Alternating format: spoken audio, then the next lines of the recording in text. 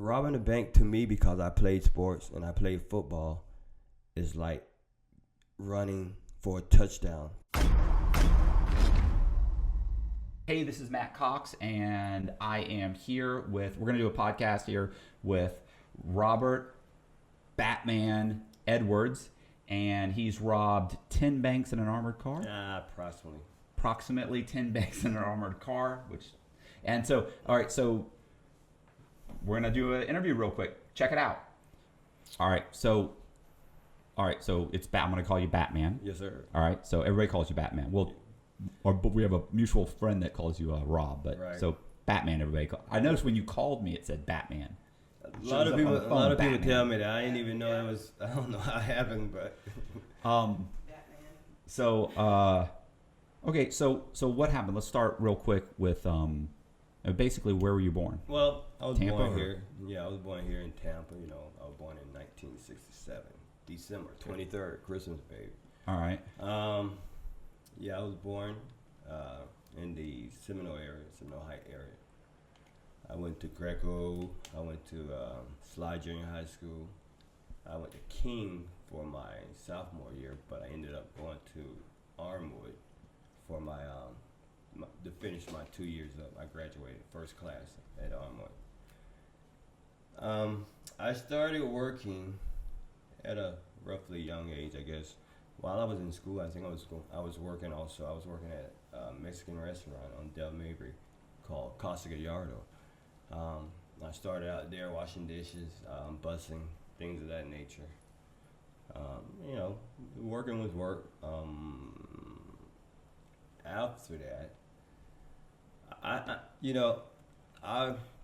growing up, I always wanted, I guess, to be my own person. I wasn't really good with people really telling me what to do. Right. I love to learn, but once I figured out I got the job, I'm ready to go. You know, I want to be off on my own. You feel me? Instead of somebody telling me, "Hey man, we need you to do this," and I got kind of like fed up not being able to move further at Casa Gallardo in my job. They just wanted to continue me bussing and washing dishes and things. So we had a problem. People was getting hired above me. Right. And yeah, people was hired in above me. I had been there like a year and a half or so, and just wasn't moving from that spot. End up getting fired, sort of, kind of quit at the same time, because I just neglected doing the things I was supposed to do at the job, coming in late, things of that nature, because I just was ready to go. You know, I was getting fed up with it. So after that little venture, I was unemployed. I was living with my mom. Just hanging out with fellas, doing little things. My brother-in-law, we was just, hanging out, doing little things, smoking a little weed here and there, things of that nature. I started another job. Yeah, I started another job. This was probably 92. I was working with my father at Ed Morris Cadillac. At the same time, I was working 2 jobs at that time. I was working at Ed Morris Cadillac, and I also was working at Cash and Carry. I was working Ed Morris in the daytime, Cash and Carry at night. Is Cash and Carry still around? No. Okay. No. I think when Dixie bought out Cash and Carry, something like that back in the day. So I was working at Cash and Carry at night from midnight to like 7 in the morning, putting stock up, and then like 8, 9 o'clock in the morning, I'd go from there to Ed Morris Cadillac, and I drove parts. I was a parts delivery. So after a while, I dibbled and dabbled in different things. I got out there in the streets a little bit while I was doing the parts, going by my cousin's house, seeing how they was making thousands and thousands of dollars a day, just sitting around the house. I was like, man, how did y'all doing this? So he's like, hey, we doing this right here came out, which was crack cocaine. Right, okay. I was like, damn, what is that? And he was like, oh, they take cocaine, they make this right here. So I started doing that for a little while. He showed me the ropes, made some money in that, ended up quitting the job at Ed Morris Cadillac and Winn-Dixie, because the money doing the other thing was greater than working both of those jobs. Right. I was making a lot more money. At that time, I think Reagan was president, and he made a drug seizure or something, and they were fighting the drugs against Colombia or whatever. It was a big drug thing going on that year, and so it was hard to get cocaine. It was hard to get product, Right. So, so it was, and I was a small guy. I wasn't nothing big or nothing. So if the big guy wasn't getting it, definitely the small guy wasn't getting it. So I was spending my money. It wasn't there. It was just going. I had everything going out, but nothing coming in. So we was sitting around with my brother-in-law. We just talking, and I was like, I think I said something like, man, you know what, man? I need to rob a bank, something like that. And he was like, man, rob a bank? I was like, yeah, man. I was like, man, look, that's the only place you're gonna go get it, and it's there. You just gotta know how to do it. You gotta be able to do it. And he was like, he just smiling. He was just laughing. He was just. There's a quote from a guy named Slick Willie Sutton, who was a bank robber. When they asked him, like, why do you rob banks? He goes, because that's where the money is. That's where the money is. Just going straight to the source. I mean, growing up, you watch the news. People was robbing like little grocery stores, little gas stations, and getting like $500 and stuff like that. I'm like, man, look, no. Why would you take that chance when you can take a chance to do something bigger? You're going to get basically almost the same time. Look, if I'm going to do that, I'm going to do that. I've always been about bigger things. You feel me? Right. I've always been about big. There's nothing small and petty about me. If I'm going to go, I'm going to go all the way. I've always been like that. I always thought like that. So, my brother-in-law, I think like maybe 2 days later or something, he came to me. He was like, hey, man, I know this guy. And he wants to rob a bank. I'm like, yeah, who is he? Like, oh, it's this white guy. No, I'm like, damn. So, it's a white guy? This is serious. He was black. I was about like, man, maybe he just bullshitting. He might not be, but he said it was a white dude. I like, well, this guy might know something. We can probably be able to help you. He might know. So anyway, look, he introduced me to him. He brought him over. He introduced me to him. He told me he had been watching his bank. And I was like, yeah. It was so crazy, man. This guy can come and take me to this bank. It's okay if I give addresses? Yeah. Okay, so he went and took me to this bank. It's a bank on Hillsborough, Havana. That's my first bank. My very, very first bank. Hated that bank. Reason being because you had to be buzzed in. That was my first thing. Why would you rob a bank? Why would you rob a bank and you have to be buzzed in? That seems super. He was like, man, I've been watching. It's going to be easy, man. It's easy. It's going to be easy. I'm telling you. I was premature. I was like, okay, shit, he's been watching. I'm going to do this. He's like, okay, I got a guy. He's going to steal the car, and we're going to do this. I say, look, we're going to need 2 cars. If I'm going to do it, we're going to need 2 cars because simple fact, on that first car, once they get that make and model in that car, they're going to be on it. So we're going to have to be able to get to another car without being seen, leave that car there, and that was my whole thing. Making an optical illusion. Make them think I'm going one way when I went the other way. You feel me? So what I would do, I would get in the car, get to my other car, have no one see me, bend the corner. When they think you're going north, I'm actually going to be going back south or something like that. I'm going to get it to you right here. This is how it happened. I said, look, we're gonna need 2 cars. He said, okay, fine, no problem. We ended up getting a Mustang, a stolen Mustang he got from someone. One of his buddies got a Mustang. We've already had a Maxima, okay, a Nissan Maxima. I had basically got that Maxima myself from the Nissan place on Fletcher. On Fletcher, this is crazy, but anyway, with keys and everything. So I had been driving that car for maybe like 6 months or so.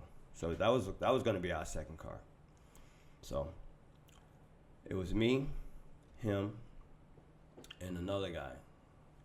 I'm going to just call him D. D was with us. We had everything. We had the gun. We had the mask. We had the bags. We had clothes. I had a change of clothes because I always wanted to go in the bank with one outfit on, but I wanted to be able to change. when I'm coming out or wherever I go, I want to be able to be changed. I don't want to have the same type of clothes on because I know them the first thing people are going to be looking for, the officer going to be looking for that. So as we're driving up Hillsborough, we get to Armenia. Right. Okay, you know, the bank I'm talking about is the next light, which is Havana. The guy who was with me, the D was in the back. The other guy who originated, the white guy, he was sitting in the front. As soon as I pull up to the light, the guy just started crying. He said, "Rob, I can't do this, man. I can't do this." And I'm like, "Oh, whoa. He's like, "No, man, I'm on federal probation. I can't do this." Which guy is this? This the white The guy white who guy? originally who said Right, he wanted it, okay. who I was introduced to Yeah. do this. Okay. All right. So he's on federal paper. He's on federal paper for uttering a forged instrument. I found out that later. All right. Anyway, we pull up to the light. Hillsborough and me, and this guy like, "Man, I can't do it, man. I just can't do it. I can't do it. I can't do it." I say, "Damn. Okay, Rob, what you gonna do?" I say, "Just chill. Just chill. It's okay. It's okay." I say, "Hey, Dana, what's up?" Which was D. "Hey, what's up?" I said, "You still want to do this?" He like, "Hey, man, whatever you want to do." I said, "Fuck it, we gonna do it." I pull over there to Crystal's Hamburgers right there. I pulled over to Crystal's right across the street from the bank. Right. Dropped him off. The white guy got out. Dana got up front. It's just me and him. I already have the Nissan Maxima behind the Winn-Dixie because right there on the corner was the bank. The grocery store right there was Winn-Dixie, old Winn-Dixie, if I'm not mistaken, because it's Publix now, but it wasn't Publix then. Yes, it was Publix. It was Publix then. So we put the other getaway vehicle behind Publix. So me and Dana dropped him off. We got in the car. We rode up to it. We go up to the bank. I already know we had to be buzzed in because he told us, but I didn't want to do it because it's You crazy. never even went to the I didn't bank even first? know. You I didn't never. even go. You didn't even check it out yourself first. You just thought he had it all taken care Well, of. I went first that night before. I went to look in the window. Right, but you didn't. Okay, but it wasn't open. You didn't. No, it wasn't open. I went at night just to look in the window. I wanted to see everywhere the cameras was layout, placed, the layout, where everything, how far I'm gonna have to run to get. Woo. I did that, but I never went in there before that. Prior to that, me and Dana, we pulled up to the front of the bank. We're sitting there in the car. I don't think I got my mask pulled down. I just got it pulled right at the top around my head. Okay, we sitting there. I got gloves on and everything. I see two old people getting out the car. I know they're gonna have to be buzzed in. I say, "Dana, you see them two people right there? When they get out the car and they get up there, we're going in right behind them." He said, "All right." Never not knowing that Dana's gonna really go behind me. I'm just thinking, hey, when you see me get out, you're behind me. I'm with you, man. I'm with you. Okay. The old people come out. They kind of really old because they're leaning on each other. They're taking their time. I think the guy, the older man, he opens up the door for the lady. Soon as she started to walk in, boom, I jumps out the car. I go, here come Dana. I open up the door, grab the door. Dana comes behind me. I don't even see where Dana plays. I just know I have to get money. I run straight to the counter. I hear in my ear, I hear the manager say, just do what they want. Just nobody don't do anything. Just do what they want. I'm going. I'm over the counter. Bam. I come down. I pulling out the drawers. I got a bag on my shoulder right here. I'm putting mine in. I'm stuffing stuff. I don't think they had a drive-through. I can't remember if they had a drive-through, but I don't think I hit the drive-through because I was just trying to hurry up, get as much as I can to get out. Bam. I think Dana say time. And when he say time, it's 90 seconds. When he say time, I'm coming back over the counter. Boom. We come out. We jump in the car. I head out of the bank, down Armenia, around behind to Publix where the other car is at. I jump in there. So I'm making them think that I'm going up Havana, heading. Wait a second. Did you have a gun? I didn't have a gun. He had the gun. Oh, okay. All right. I didn't have a gun that time, but after a while, I started. Right. But yeah, because it doesn't matter if you. Right. People don't realize I might. If he has a gun, I might as well have a gun. Right. Exactly. We'll all get charged for the gun. Exactly. So, and I didn't want me being in the process of doing what I had to do to leave the gun, drop the gun, or something of that nature. So I wanted him to be the one to protect me. Right. You do your job, I'm do my job. We straight. So we came out of the bank. I jumped in the car. We went behind, changed into the second car. Now they're thinking I'm heading south on Havana, but I jumped in the second car, came back up to Hillsborough to Armenia, heading east on Hillsborough to our location. So after that, Dana and me went. The guy who was with me, the white guy, he had called another acquaintance that we know to pick him up. Because I was like, damn, how did I meet up with him? Because I paid him. I wanted him to be a part of it. Right. I paid him for the car. And to have watched me do the whole thing, I gave him money. Because I wanted him to keep his mouth closed. I was going to say, I wanted him to be a part of it. Feels like if he's a part of it, there's a better chance he doesn't tell anybody. Exactly. So that's why I did that. Even the guy who came to pick him up knew about it. I paid him also. I gave him $500 and I gave him $500. I think out of that first bank there, I got like $2,700. Yourself pissed. Or just total? Total. Because the average bank robber gets like $3,500 total, or I think it used to be $1,500. I think it's like $3,500. It's in that range. It's not a lot. It's not a lot because Like I never wanted. I mean, it was fresh to me. It was my first. It was my very first. So, but to get a lot of money, you have to do like a takeover. Like you have to right. You would have to do a takeover. That's super dangerous. And that's super stupid. Yeah. You know, I mean, no, we're not. We wouldn't. It's not Heat or nothing like that. We're not equipped to do anything like that. And it just. You mean the movie Heat? Right. It doesn't make sense. But my thing was to just in a small amount of time get as much as I can. And on that first one, it was $2,700. I was pissed. You have a better chance of getting away. I was pissed because I was thinking that we were going to get a little bit more than that. Going by what we had spoke about earlier, me and the other guy, the white guy, and, you know, I guess from what he's heard, what he's seen, or I don't know where he got that information, we was going to get like 25. We were going to get like 25, 30,000. Yeah. Because I guess he was going by what he thought tellers hold in the tills, but he's absolutely wrong. Yeah. You have to go in like the cash drawer or something. You would like have. that, It's right? called the cash cow, which is behind him. But I didn't know about that until later on in my bank robbery endeavor or whatever. Right. But anyway, so we get back to my location. I guess I went back to my house to count it all up and divide among the people who was involved. And I was like, damn, okay, that's crazy, man. I can't believe that's all I got. And I relived it. To see, okay, where did I went wrong? How could have got more? What could I have done? Boom. And to stay super safe, there was kind of like nothing I could have done because I didn't want to be in there no longer than I was, you know. And I hid everything that was there. But this was a small bank. They don't really do that much business. And that's one thing that I didn't know. It depends on the bank. And as things went along, the money got greater. So, you know, I don't know the time period I did them in between. I'm thinking a couple months, maybe like 4 or 5 months.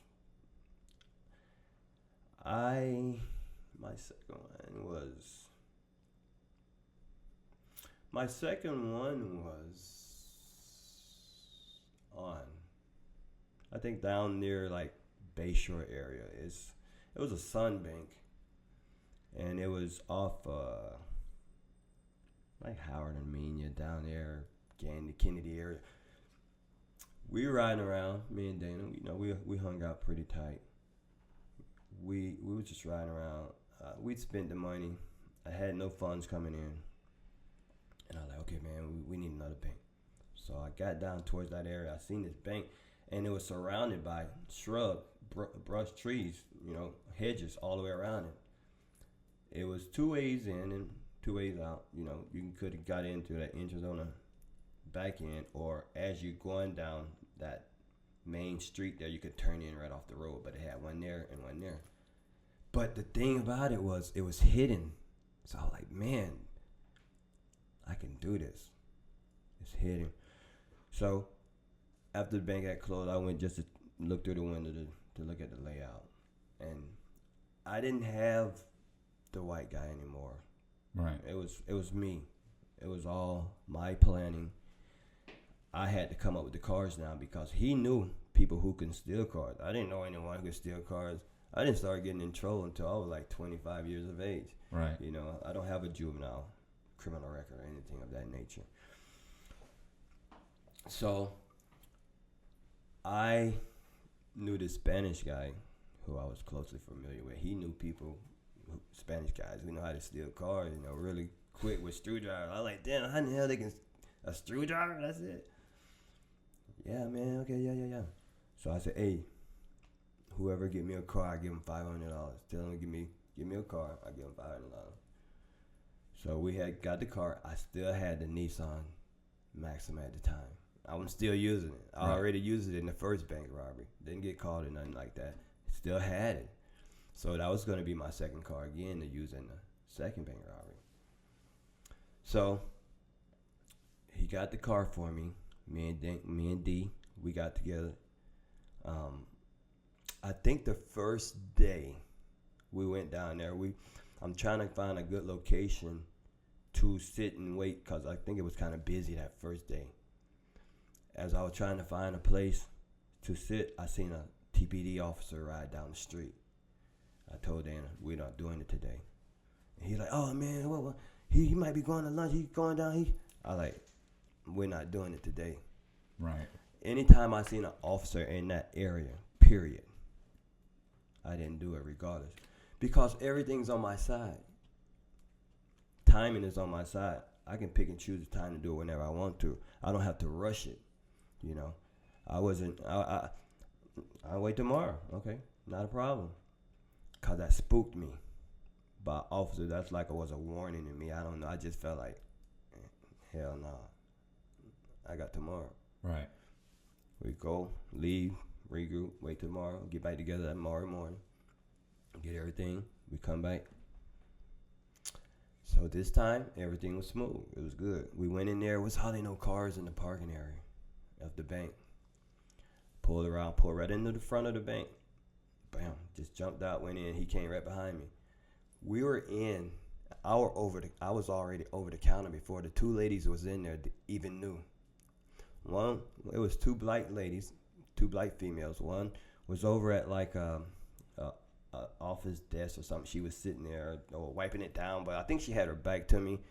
And the other one was, I'm not sure exactly, but I remember when she came out. But I was already behind the counter getting money. So I spent roughly 30, 40 seconds behind there, pulling out money. It was not really a lot of money though.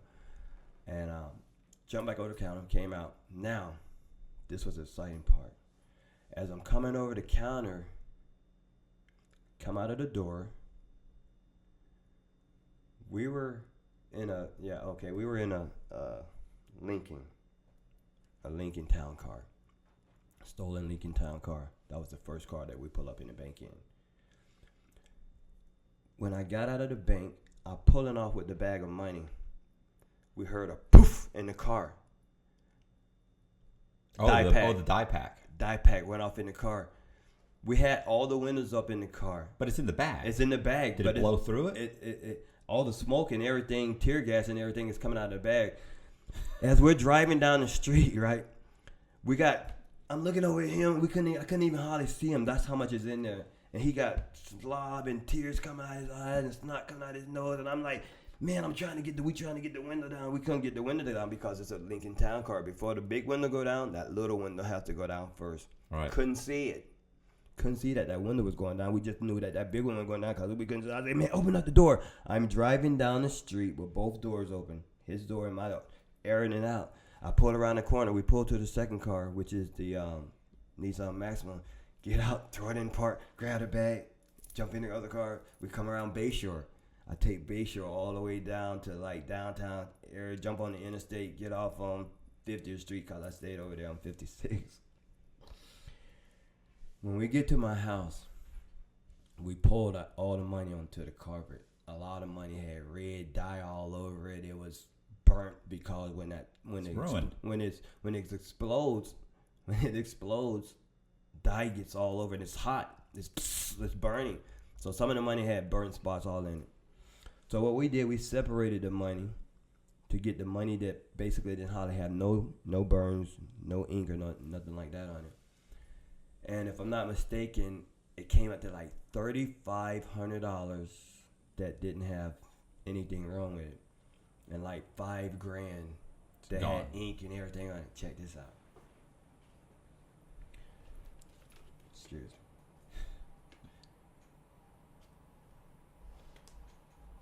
Dana was young. Dana. He was young. And I know that he wasn't finna get into that red money because that would have got us messed up. Right. So I took the $3,500. I gave him $1,500, and I kept $2,000. I still have the $5,000 that was burnt. Some of it burnt like holes in it, spots in it, but a lot of red. Me and my girl was sitting there looking at all this money with all this red ink on it, and I'm like, man. I told Dana, okay, after I paid Dana, I said, hey, look, check this out. Here ain't nobody, don't tell nobody nothing.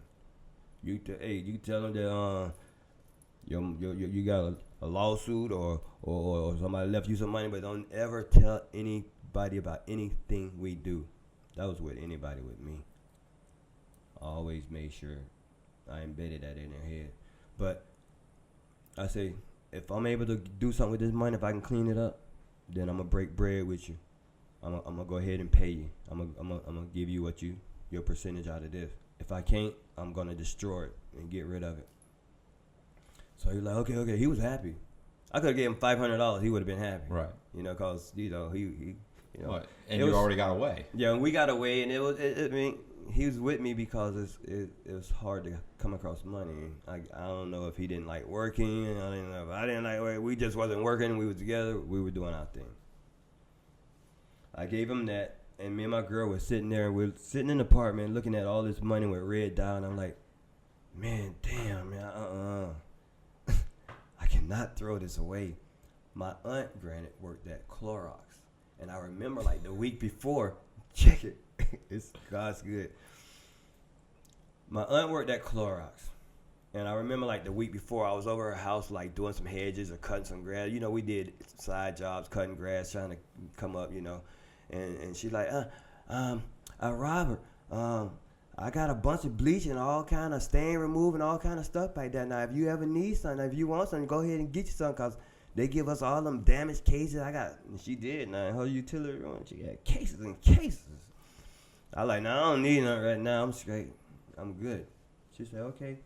So I thought about my aunt when I'm sitting there looking at this money. I'm like, man, it's got to be worth a try.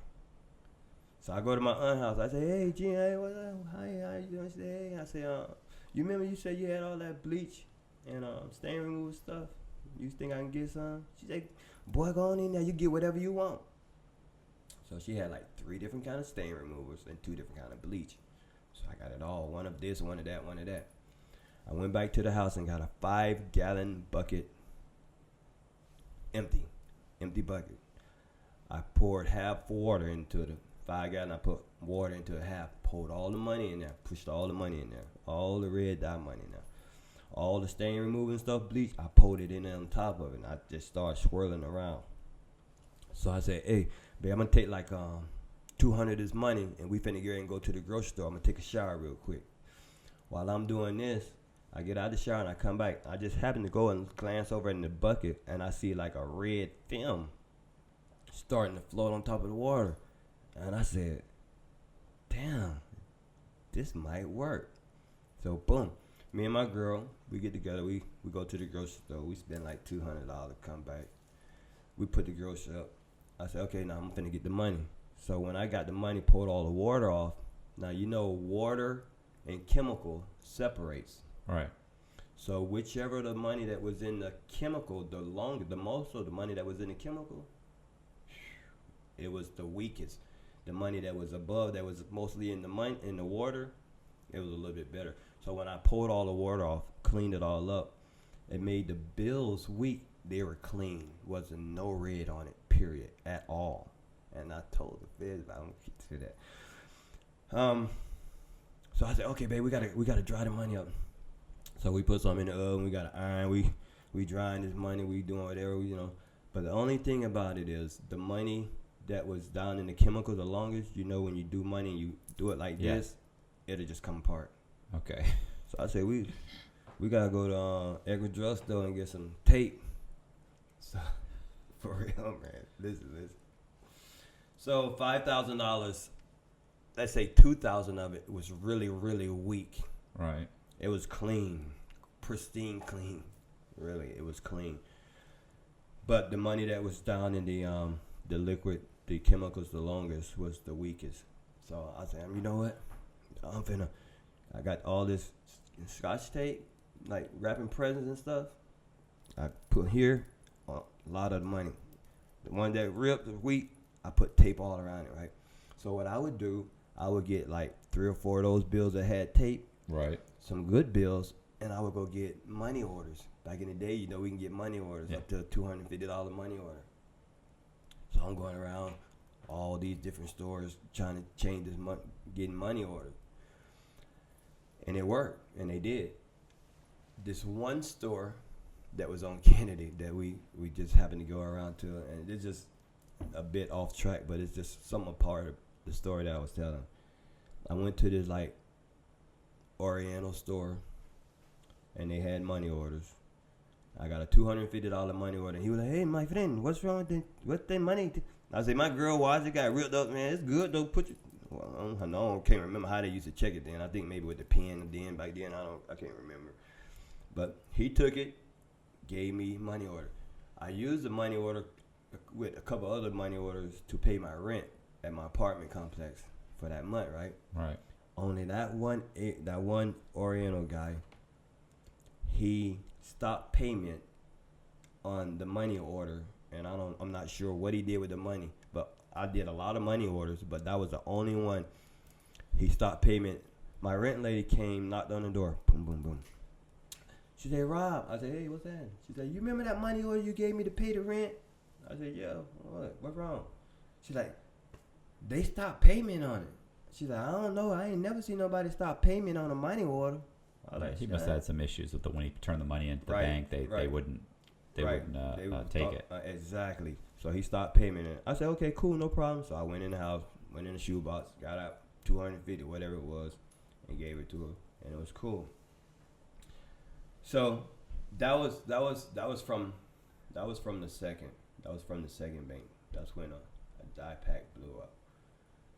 On my third bank, I got tired of like getting the small amount of money. I wanted to get a bigger amount of money. So I said, you know what? I'm gonna bring some guys in. I'm gonna get 2 other guys. Instead of just me alone trying to get the money, I'm gonna have 2 guys over the counter getting the money. Right. And 2 guys watching my back. So I go out the Carewood area over on Anderson. Right. So it's like a suburb of Tampa. Yeah, right over there. I think it was Anderson Road over there. They had what was that bank? I mean, it really doesn't matter. We scouted out that bank. And you just go get 2 guys. You just go talk. You just know 2 buddies that'll rob a bank with you. No, they're not just 2 anybody. Okay. It's because Colby's not robbing a bank. Okay, so I'm a good talker. Right. It's some guys that had been hanging out with me, and I know they were good for what I needed them for. They had already knew about what I was doing, but I just never brought them in. I didn't need them, right.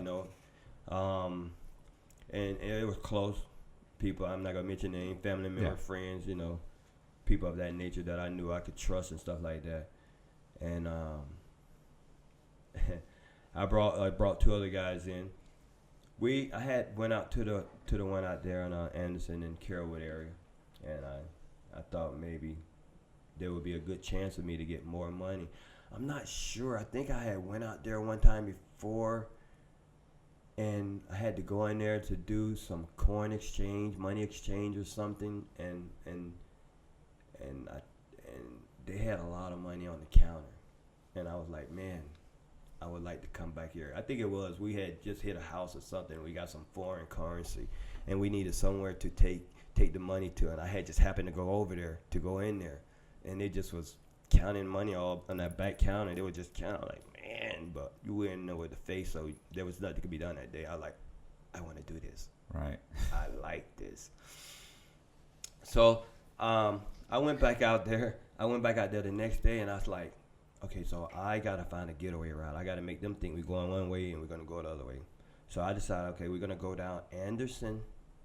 We're gonna go down Anderson Road, make them think that in this apartment complex. Soon as you get down Anderson Road, you get out of the frame of the bank. There was an apartment complex. I can turn left and go through, and then I can come back and come out gun. Right. Damn, that's that road, gun. I can come back up and come out gun. So I said, okay, yeah, okay. Well, by the way, just the naming the streets and everything doesn't matter because people in they don't know what the hell. Yeah, I mean people in but Australia. But the people who do, they're like, man, that guy's smart. All right, so the people who's around. So you figured out what the role. I figured out the area and how I wanted to do it to make them think that we're heading back south when I'm actually heading east. I came up that night, took a peek in to see the layout, to see exactly where everything was at. If I'm not mistaken, that same day I placed the car, so I had it there overnight. That was the one I had the keys to, and that was the Nissan Maxima. I always had the keys to that. And the one that was used with the screwdriver that we paid someone to get, that was the go up 2 car. So this is a funny one too. So we're driving up in Carroll. We're going towards our location. And I pull up into the parking lot, and it also is a grocery store inside that area too. So we pull around. It's a pretty big parking lot, and I'm looking at from a distance at the bank to see who's there, make sure no officers is in the parking lot roaming around, just to see where everyone's placed at. So I started towards the bank. Once I got up to the bank, I found a nice parking area where I wanted to be. I'm always want to be towards the front of the bank, if not in the front parking area of the bank, just because it cuts down time. And as soon as we pull up to the bank, we get out, and I think this one was a Astro minivan. This was an Astro minivan, and I love Astro minivans for the simple fact that when I'm going to the second location, the guy's able to change their clothes standing up in the back of the minivan, sliding doors. It's just bigger, roomier. You can do a lot of more things in it, as far as getting ready. So we pull up to it. We left the vehicle running. I run up to it, and it was just great timing that I pulled up at that time, because Wells Fargo must have just had left that bank, because they had thousands of dollars right on the front counter. And normally that's what they do. They have to count the money. After the money is delivered, they have to, count and make sure it's what's on the tag, what's on the receipt is what was delivered. Right. So it just happened to be so. When I went through the door, there was 4 of us. 2 people was going to go over the counter, and 2 people was going to hold everyone at bay. So when I ran in, I'm the first person. When I jumped over the counter, I didn't even have to jump off of the counter, because all the money was right there. So what I did was squat down and just started grabbing money from the counter. Didn't even have to jump. And my second guy, he jumped on the counter too, and he was grabbing money. But from my peripheral vision, I seen he had got off the counter and doing whatever. Man, look, I'm getting this money. So after I get all the money off the counter, and he was doing what he did, I felt like I had enough time. I didn't even check the drawers. Right. Because I had spent so much time on top of the counter getting the money. I came down, hey, let's go. We proceeded towards the door. We went out of the door. As we get back in the minivan, as soon as I'm pulling out, the one person who went over the counter with me, inside his pants, he stuck a thing of 20s, a band of 20s, and I think, if I'm not mistaken, a band of 20s is $2,000. He stuck it in his pants, and it was a die pack, and it blew up in his pants. He's thinking He you guys he finna won't, get I'm gonna steal a little bit more and not tell them like, hey, this is what I got, but he's actually got a couple extra grand. Right. But he's also it came back on him because he's got true the story. die pan. True story. Die pack. So you have like 30 to 40 seconds after you breach the door from the bank that the die pack gonna go off. Soon as we hit the got in the minivan, I'm pulling out to go on the Anderson to go to my second car. Boom, blows off. I said, hey, I'm driving like, hey man, hey, what the fuck is that? He's like, oh no, I know. And I said, get it out. I already know. I already had a die pack before. Yeah. And I'm thinking, I'm so quick. I was like, motherfucker, he tried to. I'm thinking he tried to cuff. Yeah. $2,000. Put in his pants. It blew up on him. He pulled out one stack of 20s from the left side of the drawer because it's always going to be a die pack there. I found that out too later. And anyway, so he threw it out the window, rolled the window down. He threw it out the window right there as we was getting back on the ambulance. Threw it out the window. It wasn't that bad as far because I guess he muffed it by having it in his pants, but he had on like 2 or 3 bare pants, so he didn't really get burned. I guess I don't know, but a die pack blew up in his pants. All right. I get to my second vehicle.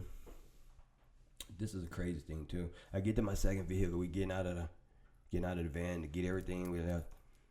And Dana, as I'm leaving, I'm asking everybody, okay, where's the weapon? Where's this? Whatever. Boom. He left one of his pistols in the minivan. That was like one of the first bad things that I could think of that ever could have happened. Because now I'm thinking, damn, was there any fingerprints on it? Was there any fingerprints on the bullet? Was there, damn, this fit or shit? This ain't no state. It's real. You have to be on point. So, no problem. As we're leaving, because I'm making them think that we're heading south, but we're actually heading east. We see the helicopter heading back towards the bank. Right. So I'm already in my second vehicle. They looking for a white Astro van while I'm in a burgundy Nissan Maxima. So as we going, we see the helicopter going, and another thing that I also used to do, underneath the outfit that I went in the bank, I always had a shirt and tie, a white shirt with a tie, and in the back of the Nissan Maxima, I used to have a blazer, a jacket hanging up there for the guys in the back. I always wanted to look like I was the only one in the car. So I had them down on the ground, on the floor, in the car. After we got out of the van to get in our second vehicle to get back to the house, they was in the back seat, down, the blazer hanging up. I'm sitting alone, driving, with a white shirt and tie on. Make me look, like not a bank presentable. Yeah, exactly. So I'm headed back to the house after that one. So what'd you guys get there, roughly? I mean, I know you don't know. 57. Oh, okay. 57 grand. All right. I think I get like 30 of it for my personal. 57,000? Right. Oh, okay. Well, now that's a decent lick. Yeah. Okay, well, that's different. Yeah. I thought you meant 5,700. No, I remember all the money was on the table right there. Yeah. So I'm not sure how much fell on the floor or anything like that. So as time went by, I dibbed and dabbed and did other little things of that nature, and 2 or 3 more went by until this one that I said, I think I had Tampa hot. I think it was, I had already at this time did like 5-6 banks, and I couldn't really find an area or a bank that I pretty much can do and had all the things that I needed, the optical illusion getaway route, or knew that there wasn't a lot of cops in that area. So I kind of like did everything I could do on this part. So I said, you know what? I'm going to go across the bridge. I want to go to Pinellas County to see what they got to offer over there. So we just took a ride, and I went and I seen, as soon as I got across Gandy and got on the 4th Street, 4th Street, St. Pete, that over there, I turned to the left, and right off Gandy there was there was a bank. I think it was a First National Bank or something similar to that. And I was like, man, this is pretty good. This is pretty good because there was a side street also that cuts off from the bank, and there was an brand new apartment complex, which looked like it had like 500 units, so it was kind of huge. And I said, I can come off the main street, boom, boom, boom, or go off the main street, cut down the side street, and come out there, and then jump back on again and take the bridge across and come to Tampa. I can do this. So we waited till that night, went back over there, and I just wanted to look at the layout of the banks. Basically banks are pretty much all set up the same, but just you personally just knowing you have that visualization of where you going, what you finna do, is a plus for me. Me not being blind, I'm already know where the chair's laid out. I know where the cameras. I know where the counter. Yeah, you want to know. As soon as I get, I gotta run 20 exactly feet this way over the thing. Exactly. Not I So take a left. Right. That was my thing of looking at night. I could have come in the daytime and go on. Yeah, but then the I don't want to never be get seen. you. Right. Exactly. So I got a layout. I got a view of the layout, and we got all our tools, everything we needed. We went ahead and placed a second car over in the apartment complex, which was pretty cool. It was a big apartment complex, and when a lot of people, it was fairly new, so it wasn't a lot of people walking their dogs out. So I thought that was pretty good. This was a pretty decent bank. We pushed. I think I rode down 4th Street just to see if there was any cops in the area. I didn't really see anything. I think I did it on the first day. I didn't have to come back the second day or nothing. I think it was like the perfect storm. Everything was on my side. I pulled up to the bank. It was just me and Dana. It was just 2 people on this one, if I can remember correctly. I pulled up into the bank. Got out of the car. Wasn't no traffic. Wasn't a lot of people coming out or nothing. The one particular thing that I can remember about this bank, that there was a bunch of college kids in there. And robbing a bank to me, because I played sports and I played football, is like running for a touchdown. You can hear the crowd, but you can't. It's like you're in a silent state. You kind of like focus in on what you're trying to do or what you're doing.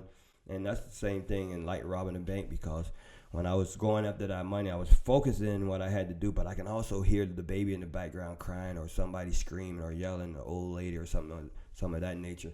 But one thing about this bank right here in particular, I can hear the college kids that was cheering us on. They were like, "Go, man, yeah, go." And that was just like one thing that stood out in that bank. So I came across the counter. We jumped in the vehicle, went to our second vehicle, and came across, and basically that was it on that one. I did like $32,000 on that one. We split it. I think I gave him like 17. I gave him like 12, because I always felt like this was my thing. I'm always gonna get majority of the pay. I'm always the one who invested. I'm the one who invested time in. I'm the one who invested the gas. I'm the one who invested on the planning. So all that cost. But the good thing about the guys who I ever did anything with, they never questioned what I gave them. Right. Well, they're talking about a guy he's getting nothing, 5 or 10 grand. He's not making anything. I think the reason being is because they knew, just knowing me or being my friend, they're gonna always be opportunities for them to make money. Right. So why bitch about something, then he might not need me for the next one. Right. So they never, man, why did I get this, man? How much you got? That never occurred. Right. So as time went, there was like my last one. I was pretty much like getting out of the bank thing. I had my detail business going on. I was not really hurting for money. I think I had just did when I had a substantial amount of money. I was pretty good at the time. And I think I had came up on a Jamaican guy who was fronting me pounds the time I was, whatever the case was. But I was good. I wasn't really thinking about banks. My girl, her friend comes up, and she kind of like knew what I was doing, but didn't know what I was doing, or didn't want to tell me, but kind of like, she like, bro, she used to call me bro. She like, bro, man, I need you. I'm like, okay, what's that? What you need? She like, man, I was down in Ybor this weekend, and this white girl, she pulled out in front of me, and I hit her car, and it wasn't nothing wrong with her car, and wasn't nothing wrong with my car, and we thought it was okay, so I just left, and now she got my tag number and put out for a hit and run, and I got the TPD calling me, talking about the detective looking for me and all this, but I need to get some money to get my car fixed. She like, man, I don't know what you do, but I'll do anything you need me to do. You want me to drive, you want me to do this, whatever. And I'm like, man, what the hell is she talking about? I'm like, what you need? She like, man, I need like maybe like $1,000 or something. So I was like,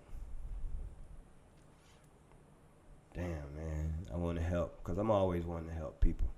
I'm always, you know, I always thought about, you know, I like Robin Hood and stuff, you know. People like, when I was a kid growing up, Robin Hood was my favorite guy, you know, Batman and Robin, things of that nature. Helping other people who didn't have, you know, trying to look out. That was kind of like me. So I had already seen this one bank that was on Himes in between Hillsborough and MLK. And it was across the street from El Lopez Park, whatever they call it right now. And it was kind of like hidden away too, you know, it had brushes and shrubs all around. It was kind of like hidden off in the cut. So this girl, she depended on me. It was like I was her last, you know, resource. And I was like, I can do this. And I can make myself look good at the same time helping her. You know, I could be that big brother she said I was, you know, come in at the clutch. And not only that, I can, you know, put a few more dollars in my pocket also. I'm pretty good at what I do. So I like, and then she wanted to help. I'm like, what could she do? What could I use her for? I say, damn, I won't have to pay someone $500. I can use her vehicle for the second vehicle. Right. So that's what we do. On the first vehicle, I use the Maxima. Right. I use that for the first vehicle, and I use her car for the second vehicle. I left the Maxima hidden in an apartment complex where hers was at, right around the corner from the bank on Himes. Right behind there, there's an apartment complex, and I'm thinking that because of the way the apartment complex is set up, you turn in and you go, and it's hidden off the street. They're never gonna find the car. So I'll come back days later and I get the car. But there was a guy up in the apartment complex up there when we came back to switch cars after doing the bank. Right. He was up in the third floor apartment looking down, and that guy right there kind of like told what the second vehicle was, and they were looking for her car, and that's how I got screwed up. So now, they didn't know me. They just knew that vehicle was the vehicle that the people who robbed the bank left in. Right. Okay. So she had took her vehicle and placed it off a street, off of MLK and North Boulevard, let's say that. TPD riding all over the place looking for that vehicle, because when they came looking, they swarmed that area. Somehow they knew that I guess they just searched back there for the first vehicle, and they found it, and they got up there seeing all these cops down there. He came down here, hey, I seen somebody in the woo, a different type of vehicle, Subaru, whatever it was. So now they're looking for her, for that car. Okay. Now, as I told you before earlier, there was a guy who had did other little in and odd jobs with me when we used to like just go in houses, big houses, do little things. He did something without my knowledge, and he got a Rolex watch, which he went and pawned in his name. So this is a guy who did like a robbery. You were doing robberies, right? But he did a robbery on his own. He did it. He wasn't supposed to. He wasn't supposed to. Or if you know, you're your own person. Right. You can do whatever you want to do, but don't mention me in anything. Right. You know, and to be honest with you, I think I used to tell him, don't do anything that we did together. Right. Make up something else. Don't do, you know, people know my MO. Don't do anything. It gives you some wiggle room. Right, exactly.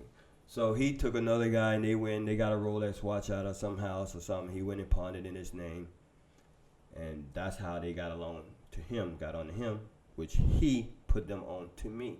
Right.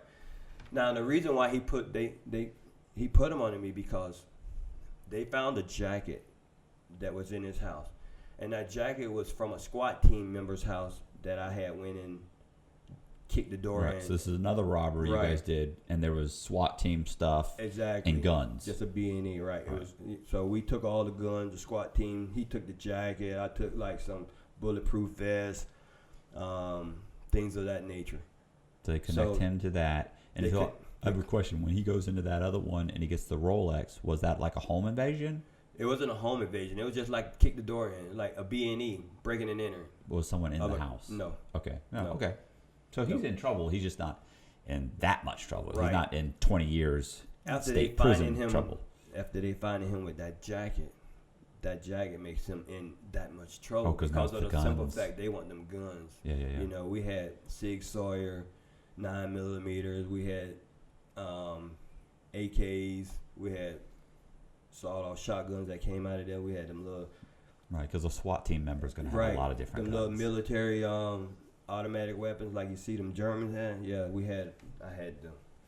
So they put the press on him, and he told them about me. Now, my birthday is December 23rd. And on December 20th. So no birthday party for you. No, my birthday is December 23rd, and around the 21st, I go to a friend of mine. He owns a pawn shop on Hillsborough, and you know him. All right. I'm not gonna. I go to his pawn shop, and this is probably about, I don't know, 5 o'clock in the afternoon. I go over there because I'm getting ready to get this big bracelet. I'm finna get this Batman charm with diamonds and all that on there. And he was gonna make it for me. So I had stopped by there, and we kicking it. I'm flipping through this book where I'm picking out this bracelet. And this white guy comes in. And, you know, I'm over there looking at the book. And he said, hey, what you need? He's like, oh, I just want to look at some CDs. I said, okay. So the pawn shop guy say, okay, go ahead and look at whatever. I'm just looking at the bracelet. We looking with, hey, how much this one gonna cost? Hey, how much? So the guy got whatever CDs he wanted. He headed back up there to be cashed out. He went down there. I'm still looking. He cashing them out. So the guy, my friend who owns the pawn shop, he comes down to me. He's like, man, that guy just spooked the shit out of me. I'm like, what are you talking about? He goes, he told me to be careful. I say, be careful? I'm like, what do you mean, be careful? He just told me be careful. I'm like, shit, he just said be careful, so be careful.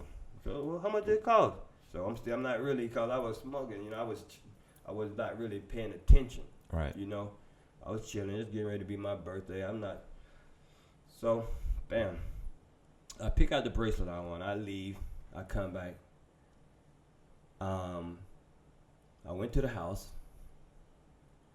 Now, here it is. It's my birthday, December 23rd. That morning, me and my girl, we already set up that we was going to go out Clearwater on a double eagle deep sea fishing trip for my birthday, saltwater.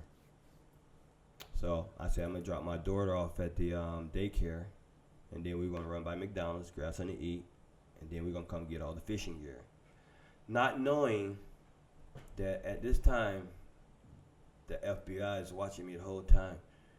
When I came out to take my daughter to the daycare, there was this big bread van, white bread truck, parked next to my car. I had a 500 series BMW at the time, and they were parked so close to the driver's door that I couldn't get in. So I'm thinking that it was this. We were having fiber optic lines laid down. I lived next to the office building at the apartment complex, so that's where most of the people who was doing the work, that's where they came up to the office area. So I'm thinking it's one of those people parked so close to the BMW that I couldn't get in the door. So I'm carrying my daughter, and I'm walking all around the van, and the windows were so tinted on there you couldn't even look in there. You know. Right. So I'm walking on around. Went over there by the pool area. I'm looking for some guys that were doing some work. There was nobody. I was like, man, I want to cuss their hand on and get on them, you know. So what I did was went back, told my girl, come on, let's go. I'm just gonna clam through it on the passenger side. Get in, put her in the chair. Boom. I clammed through and got on to the driver's side by going through the passenger side. So as I'm leaving, I'm going to drop her off to the daycare over off Florida Avenue, which we made it over there, dropped her off. All this time, the feds are following me. I don't know it. As I'm heading from the daycare, I go to McDonald's. We go to McDonald's, grab some breakfast. You know, I wanted to eat something before I go on a fishing trip. I proceeded to get on Hillsborough. I'm going back towards my street, which is Habana or whatever the street apartment was on at the time. I go to make a left. Feds still following me. So I pull up to my apartment. And like I said, I'm right next door to the office. I live on the second floor to the right. When I pull up, I look upstairs. You know, I'm getting ready to get out, but I just always used to try to like be on point and notice who around. You know, I was doing bad things. You know, I want to know.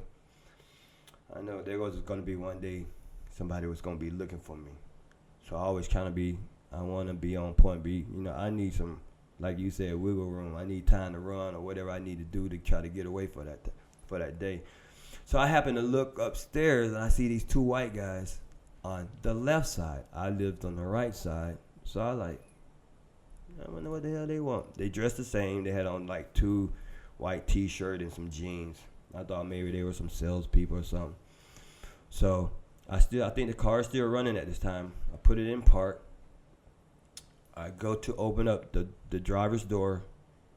I turn it off, and before I can get my first foot out of the door, the SWAT team has me on the ground.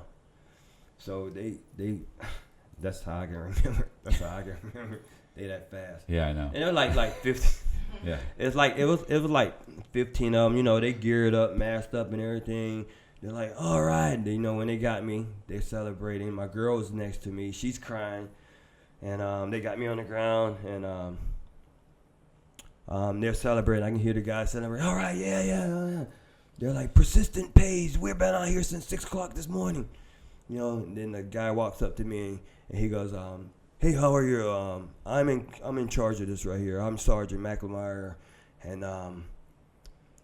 how are you? First of all, let me just tell you happy birthday. And yeah. Well, I got handcuffs. They're all cocky, bro. Swear to God. And I had handcuffs on. He like, first of all, let me just tell you happy birthday. And you know this guy? I'm like, man, I don't know. Y'all got the wrong person, man. I don't know no guy. He's like, well, we think you do. And we heard that you armed and dangerous. You're a menace to society. I'm like, man, I don't know who told you that, man. Y'all got the wrong guy. And I was like, can I talk to my wife? Oh, you know, you can't talk to her. She crying and stuff. Then I hear him tell them, we're going to meet back up at East Lake Mall, Tampa Bay Mall. Remember Tampa Bay Mall was open at that time, and that's where they planned the whole thing, and that's where they met up at to talk about what just happened. So at that time, the feds came, they got me, rushed me downtown, because when you in the federal system, you don't just go to booking, you don't go to jail and stuff like that, like a state charge, or you get picked up by the city guy and they just take you to Orient Road or just take you to the city jail. When you're picked up by the feds, they take you downtown. You have to go to the FBI office. You got to go to the U.S. Marshals. You got to take holdover. You got U.S. Marshals take pictures of you. Not only that, then you have to go in front of the magistrate judge and see if you're going to get a bond or not. So there's a lot of things that take place before you go over to the city jail and be booked in on those charges. So that would happen to me. So now I'm booked in and not really knowing what I'm facing, because not really knowing how I got to this point that guy told me. You're not even sure what they're arresting you for. Right, exactly. I didn't know that guy had told on me about this. I didn't know about they found the Rolex and he had the jacket, and this is how this thing all came about. So I'm sitting in there because I'm on federal charges. They have to ship me over to Morgan Street. So I'm sitting in Morgan Street, I think my lawyer came to see me and to let me know what I was being charged with. And I was being charged with the armored car at the time. I wasn't being charged with no banks because I never got caught doing any banks. He told on me about the banks, but they didn't put that on me at the time. Right. And it's kind of good for me that it didn't, because how it all worked out for me, not having them put that charge on me right then, I was able to group it in my proffer agreement. Right. Now, me, first time being arrested, first time being in jail, never knowing what a proffer agreement is. And how I found out about a proffer agreement is just, it's like my first week in Morgan Street, and I know basic things like don't let nobody know about your case, and don't talk to people that try to get on your case, and try to get time knocked off theirs. So don't talk about your case. Just make up something. So I had this old man just came up to me, someone who I never knew, I never talked to. I didn't even know the guy was in the same cell. It's just an old man just came up to me out of nowhere, and he goes, "Hey, buddy, I don't know if you did anything else besides whatever you in here on out down the street that you didn't get caught for, but if you did, you need to ask your lawyer about a proffer agreement." So I was like, I still really didn't talk to the guy. I was like, well, okay. So I was like, damn, I did something. I better call my lawyer. So I called my lawyer, and I go, I had a lawyer that was presented to me by the state, but he was a private lawyer for the feds. In the feds, you don't just get public defenders. You get private attorneys that have their own office, but they work for the state. Yeah, there's the for the government. federal public defender's office, Exactly. but they only have so many. Right. So what happens is that if they're full, well, then the court will actually appoint a private lawyer, and that's what to happened to represent me. you. And mine was out of Sarasota, Bradenton. And I called him up. I go, hey, check this out.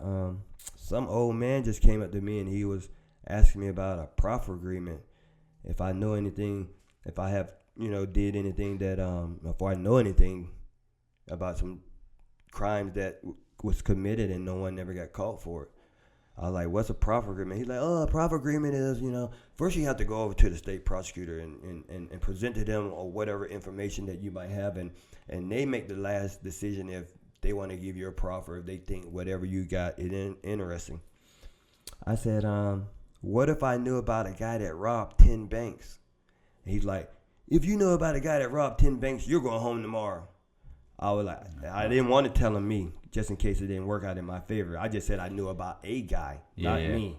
Yeah, and you're never going home tomorrow. No. But unless you know if there's a terrorist or something, something imminent. Exactly. So he went over and talked to the state prosecutor and the federal prosecutor. Yeah, exactly. My bad.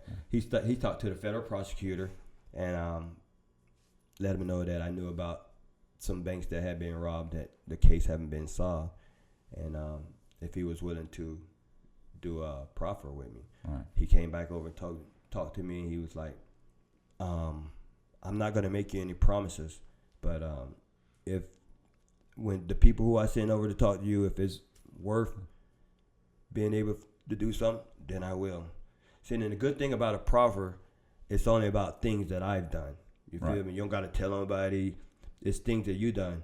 And another thing about a proffer is that it has to be everything that you've done.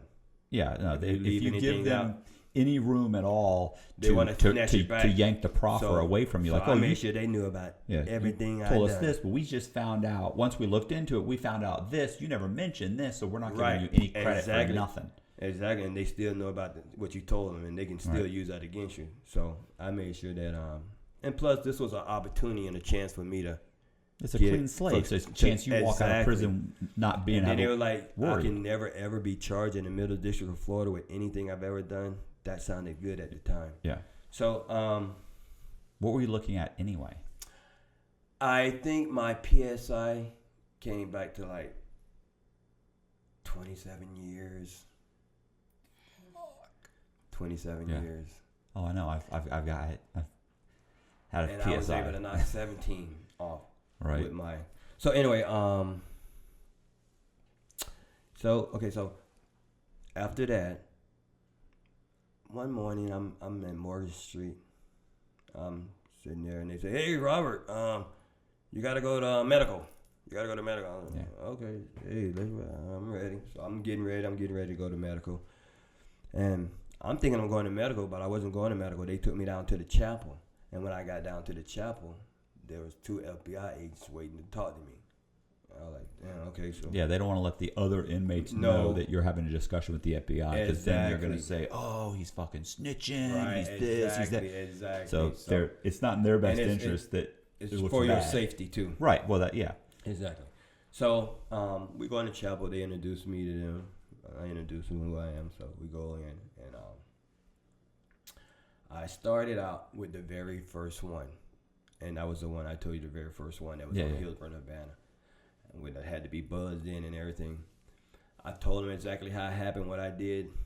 I think that day right there, talking with them, I got to like 3 of them.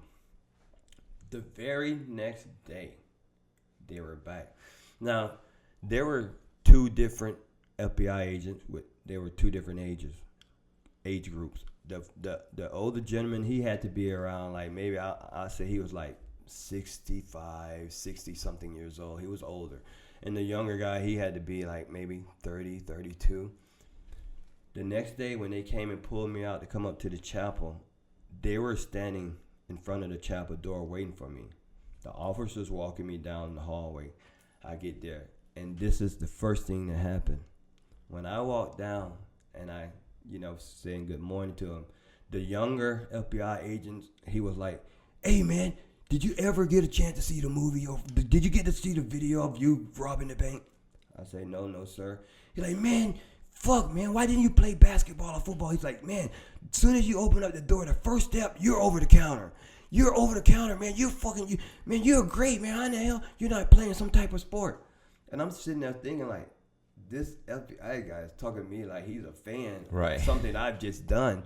And he's like telling me how excited he was from watching me rob this bank and being able to come back and talk to me about what he just seen. And it was just crazy why the older guy was standing behind him with his hand in his pocket. He was just standing there just letting them. Yeah, but you got to understand too, these guys, by the time they talk to you, they've been trying to solve this crime. Right. So you know what I'm saying? They've imagine how much time they've spent trying to find this, and then they have the guy, like they've spent hours and hours and hours driving around and just thinking about you and who you are and looking for you. So they're super curious about you. So when they get to talk to you, they already have this fantasy of who you are. They've already they're thinking you're this person, and you find out this is who he is, and this is what happened. And exactly. So it's and that was another thing. And you're saving them a ton of time. And that was another thing because like after every bank that I robbed, I used to go to Disney, go down to Orlando just to get away from Tampa, because I was like emotionally shook up. I was so much rush was going on, so anxiety and not knowing if I made a mistake or something that they might be knocking on my door. So I get the hell away. So I try to put some miles in between till everything calms down. I stay there for the weekend, but every morning I used to get a paper. And exactly what you were saying, they always used to say, "Man, we can't wait to get a chance to speak with this guy. We cannot wait to get a chance to speak with this guy." And then they were like having news people asking questions like, "What do you think he's?"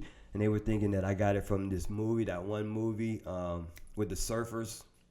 Oh yeah. Point Break. Right. They were thinking I was getting it from that movie, things from that movie, and I had watched that movie before. Were you wearing a mask? Always. The first mask that we wore was the guy did this right here. You mean Nixon mask? Well, okay, that's the connection. That's the connection between the movie. You ever seen Point Break? You've seen Point Break? That was one of the first masks. Oh, I thought you were talking. I was just wondering. She like Yeah, Point Break. They all wear president's masks. Right, and that was because. And they jump on the counter. They immediately they run. They jump run. Oh, they jump up. And they're wearing the Yep, outfits, the whole thing. Yep, they did. But I didn't. I really didn't get ideas from them. Right. I had seen the movies, but I just knew that in order for me to pull this off, these are the things that I had to do. You know, the 2-car things. I mean, a lot of things that I did, I can't really say that I got it from a movie. It was just like common sense with me. Yeah, you know? I want to think I'm going down Dale Mabry when really I'm going south on Not Dale only Mabry that, when I'm really going the switch of the north. cars. The switch of the cars. I've seen bank robbers stay in the same car, try to get to the house in the same car. Yeah. Oh, I would never try to do that. I wrote a story about a guy. You know, rob the place. See, that's not. See, that's what somebody who like not impatient, but they just wanted to rob the bank. They didn't really have a plan. The money was more important than getting away with it. Right. You feel me? To me, the money wasn't more important than me coming back home. Right.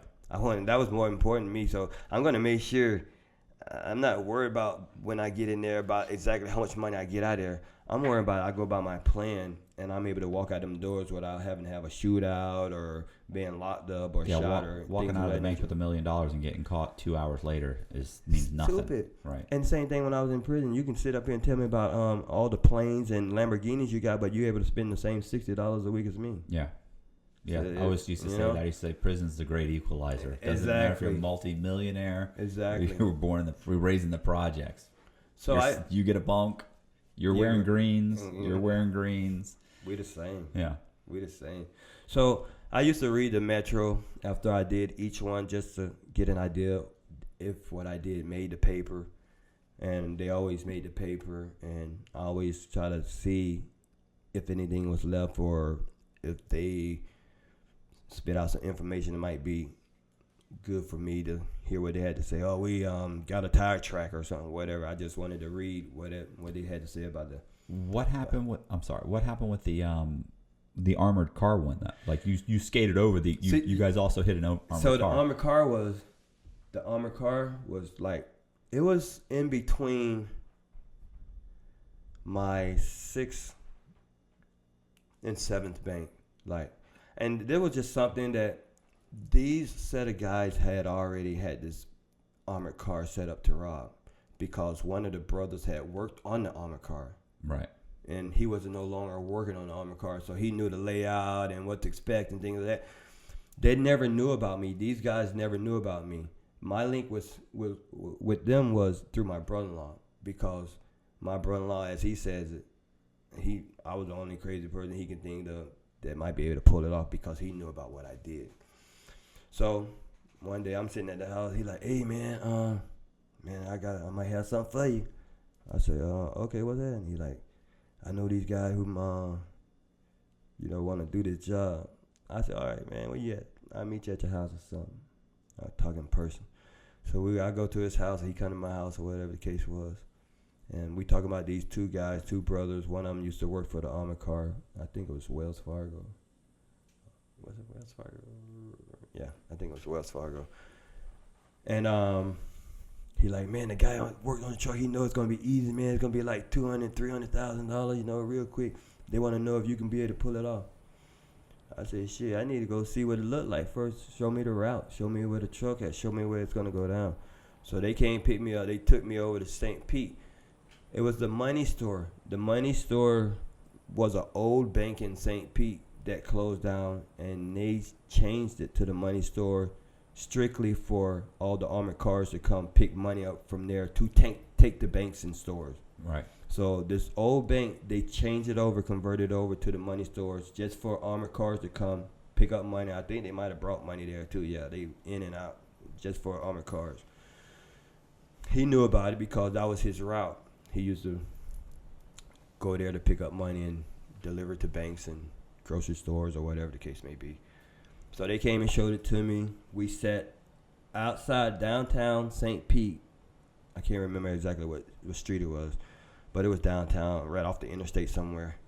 And we sat over in a parking area, parking spot, while we watched the armored car pull up, the guy get out, open up both doors, go inside the money stores. The money stores had like double doors too, because they roll out like laundry bins full of money.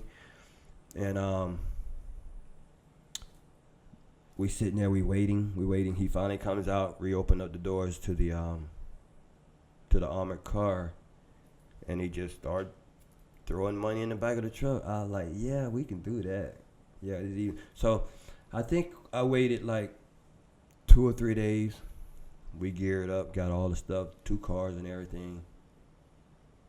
We pull up, we in the minivan. It's me. He's the driver, the guy who used to be the driver for the Wells Fargo. Me and his brother with the 2 gunmen. Inside the armored car, you have the driver and the messenger. The messenger is the guy who grabs the money out of and puts it in the back of the armored car. So as soon as the armored car pulls up, we're sitting over in the parking spot. I say, just wait till he get out, and then we'll ease over there. So as soon as the messenger got out, he started opening up the back doors. No. We waited. We waited for him to come in to come out with the money. So he started, I guess he unlocked the back doors to get it ready. Went over to these set of doors here of the building, knocked on it or whatever. They opened up the doors. He went in there. He was in there approximately a minute or so. When he started coming out with the laundry bin, that's when I told him, let's ride. So we started easing up there. We pulled right around and pulled right along the side of the armored car. I'm the first one coming out. I had a 44 Desert Eagle. When I came out with the gun like this, the messenger seen me. He dropped everything and ran to the front of the truck. So I ran to the back of the truck, looked down the truck to see where he went. He was stooped down by the front tire on the driver's side. I came back to start getting the money to throw into the minivan. My second guy went over to keep an eye on him to see what the messenger was doing. When I went down to grab the first bag of money to throw into the minivan, that's when gunfire. The guy messenger started shooting at my guy. He started firing at him. I grabbed the money. That money was like heavy, really heavy. It was like 80 pounds to try to get with gloves on, and it's shrink wrapped with plastic. So every time I go to pick up the money, it slips out of my hand. I cannot get it out of. I cannot get the money out of this bin because it's this big. Shrink money is heavy when it's that much. So then at that time, the driver started shooting at me. I'm standing from here to where my daughter is. The driver is shooting at me through a 15 porthole. feet away, he's shooting at you. He's shooting at me. I'm not like, this going so fast, so I grabbed the 44, and when I pointed the 44, it's already caught back.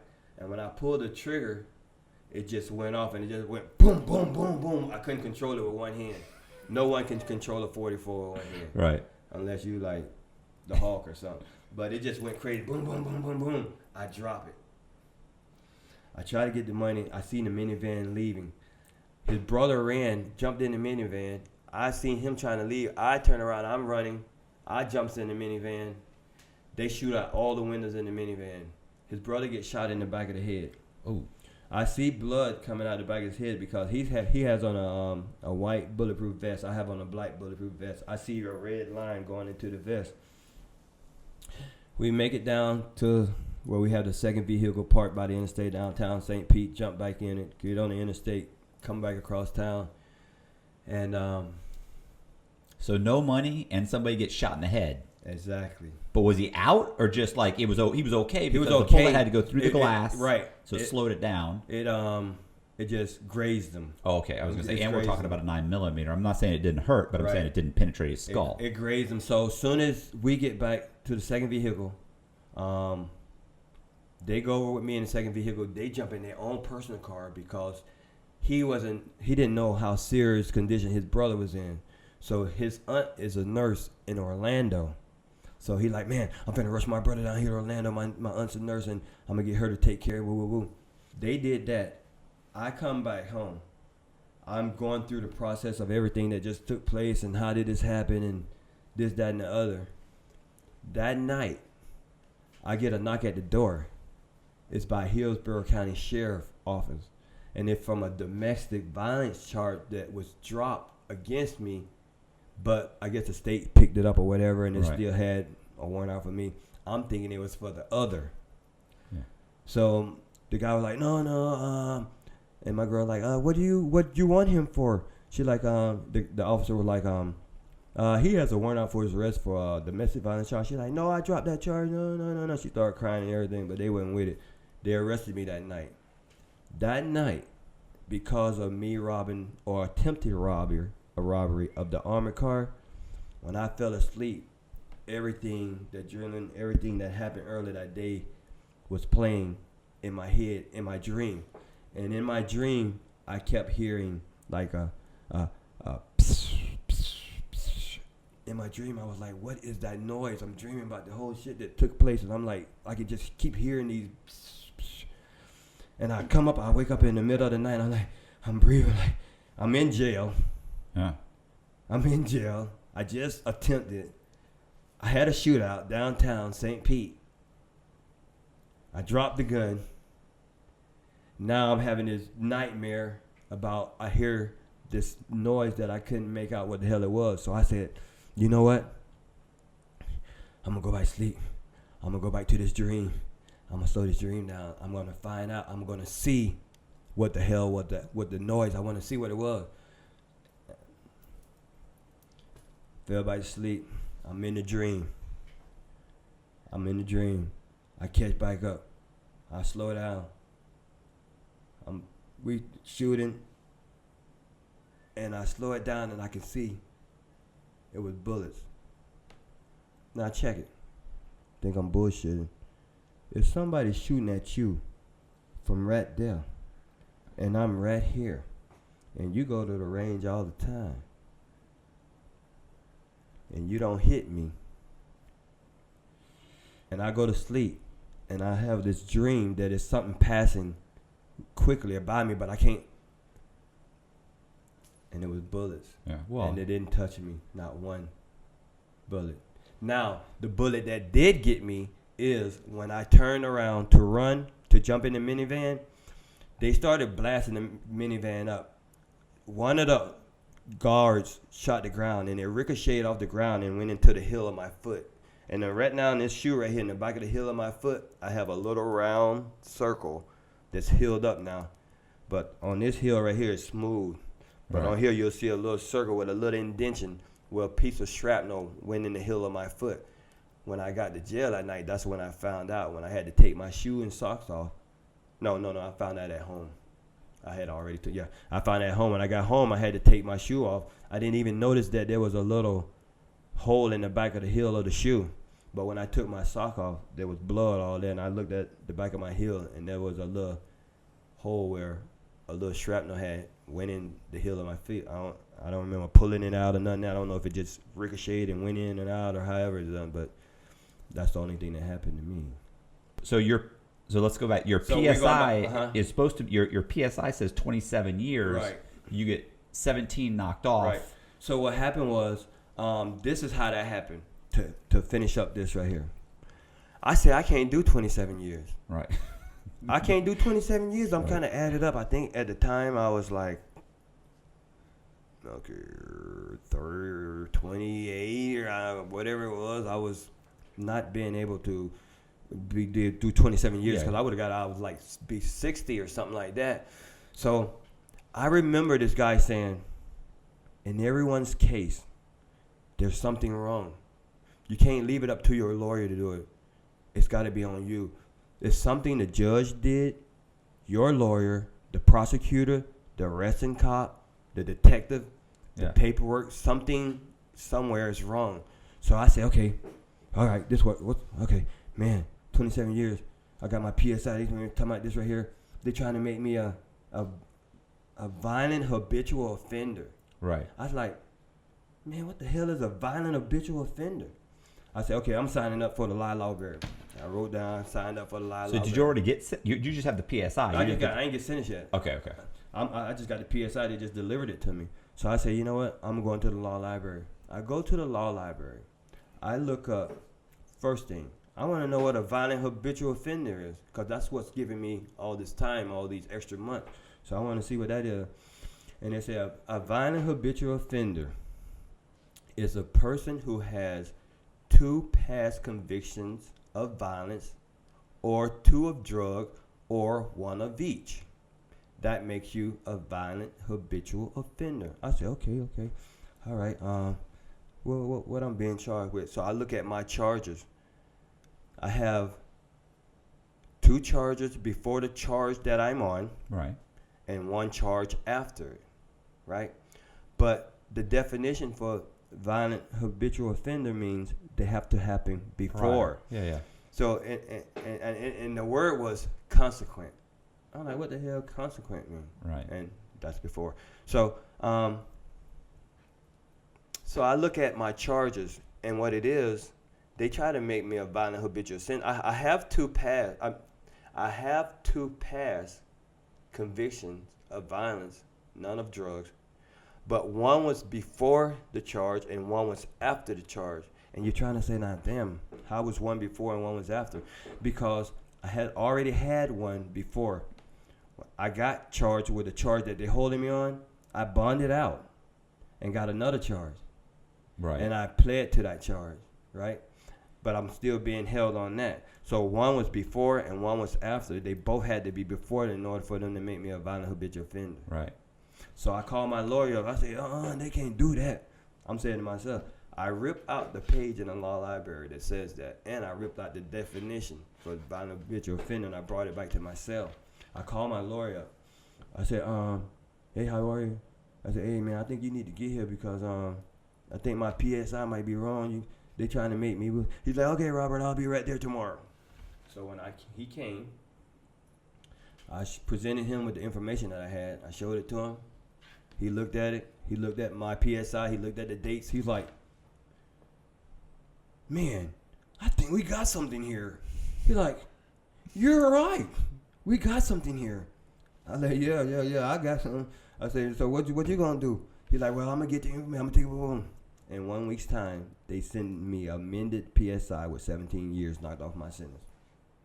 Nice. Just because of that one thing that I did myself. Yeah.